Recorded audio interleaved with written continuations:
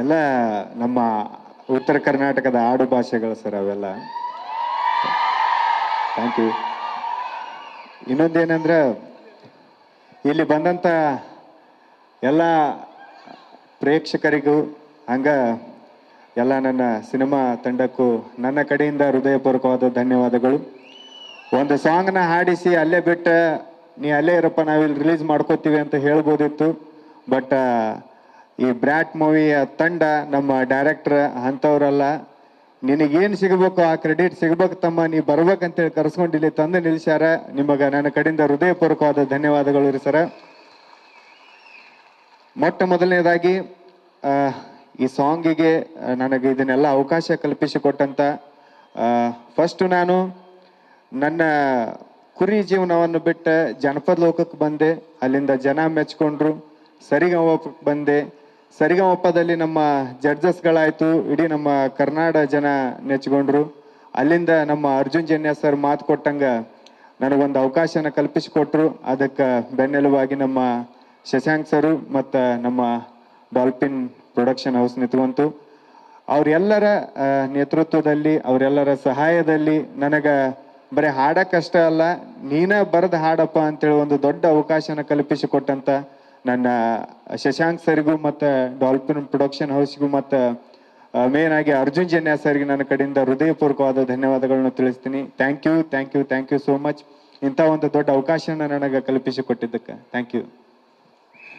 ನೋಡಿ, ಒಂದು ಸಲ ಟೆಲಿವಿಷನ್ಗೆ ಎಂಟ್ರಿ ಕೊಟ್ರೆ ಇದೇ ಬೆನಿಫಿಟ್ಟು. ನಾವು ನಿಲ್ಸು ಅಂತ ಹೇಳಂಗೆ ಇಲ್ಲ, ಅವ್ರ ಪಾಡಿಗೆ ಅವ್ರು ಮಾತಾಡ್ತಾನೆ ಇರ್ತಾರೆ. ಟಿವಿ ಎಲ್ಲದನ್ನೂ ಕಲಿಸ್ಬಿಡುತ್ತೆ. ಜಿ ಕನ್ನಡ ಚೆನ್ನಾಗಿ ಕಲಿಸಿದೆ ತಮ್ಮ. ಸರ್ ಇದು ಕಲಿಸಿದ್ದಲ್ಲ ಸರ್, ಮನಸ್ಸಿಂದ ಬಂದದ್ದು ಮಾತು. ಅದು ಇದೇ ವೈರಲ್ ಆಗೋದು ಜಾಸ್ತಿ ಇವಾಗ. ಬಟ್ ಇಲ್ಲ, ನಿಜವಾಗ್ಲೂ ಬಾಳು ಬೆಳಗುಂದಿ ಸಾಂಗ್ ಕೇಳಕ್ಕೆ ಖುಷಿ ಆಗುತ್ತೆ. ಈಗಾಗಲೇ ಅವ್ರದ್ದು ಇದೇ ಶೈಲಿಯ ಸಾಕಷ್ಟು ಸಾಂಗ್ ಬಂದಿದೆ.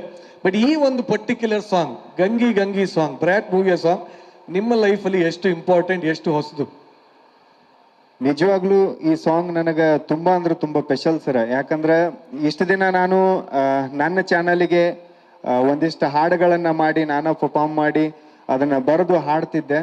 ಬಟ್ ಎಲ್ಲ ಒಬ್ಬ ಕಲಾವಿದರಿಗೂ ಒಂದು ಆಸೆ ಏನಿರುತ್ತಂದ್ರೆ ಸಿನಿಮಾದಲ್ಲಿ ಒಂದು ಸಲ ನಾ ಕಾಣಬೇಕು, ಇಲ್ಲ ಅಂತಂದ್ರೆ ಸಿನಿಮಾಕ್ಕೆ ನಾ ಹಾಡಬೇಕು ಅನ್ನೋದು ಒಂದು ಸಿಂಗರ್ ಆದಂತ ಒಬ್ಬ ಕಲಾವಿದನ ಆಸೆ ಇರುತ್ತೆ. ಆ ಆಸೆ ನನಗೂ ಕೂಡ ಇತ್ತು.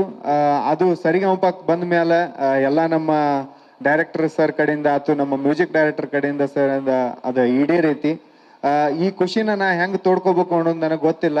ಬಟ್ ಆದ್ರೆ ಉತ್ತರ ಕರ್ನಾಟಕದ ಜನ ಆಗಿರ್ಬೋದು, ಇಡೀ ಕರ್ನಾಟಕದ ಜನ ಆಗಿರ್ಬೋದು, ಈ ಒಂದು ಹಾಡನ್ನ ಬರೆಯಕ ಮೇನ್ ಅವಕಾಶ ಮಾಡಿಕೊಟ್ಟವರು ಅವರು ಅಂತ ನಾ ಹೇಳ್ಕೊತೀನಿ. ಅವರಿಂದನೇ ಇಷ್ಟೆಲ್ಲ ಆಗಿದ್ದು.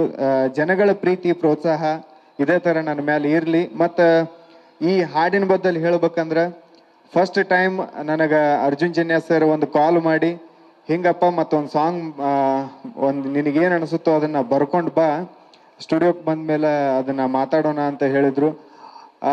ನಾನು ನನ್ನ ಜೀವನದಾಗ ನನ್ನ ಹಾಡುಗಳು ಮಾಡ್ಕೊಳಕ್ಕೆ ಯಾವತ್ತೂ ಹೆದರಿಲ್ರಿ sir. First time Arjun Janya sir call ಬಂದ ತಕ್ಷಣ ನನಗೆ ನಡಕ ಚಾಲು ಆಗಿತ್ತು. ಯಾಕಪ್ಪ ಇದು ಈಗ ಒಂದು ಹಾಡನ್ನ ಅಲ್ಲಿ ನನ್ನ ಹಾಡುಗಳು ನಾ ಮಾಡ್ಕೋತೀನಿ, ನನಗೆ ಅಷ್ಟೊಂದೇನು ಭಯ ಆಗಲ್ಲ.